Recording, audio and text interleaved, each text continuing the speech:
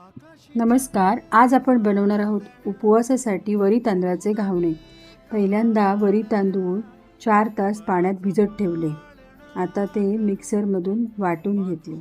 मिक्सरमधून बारीक वाटून घ्यायचे आहे, जसे आपण तांदळाचे घावणे बनवतो त्याप्रमाणे.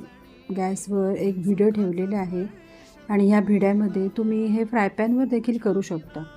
या भिड्यावरती हे अशा पद्धतीने घालून घेतले आहे.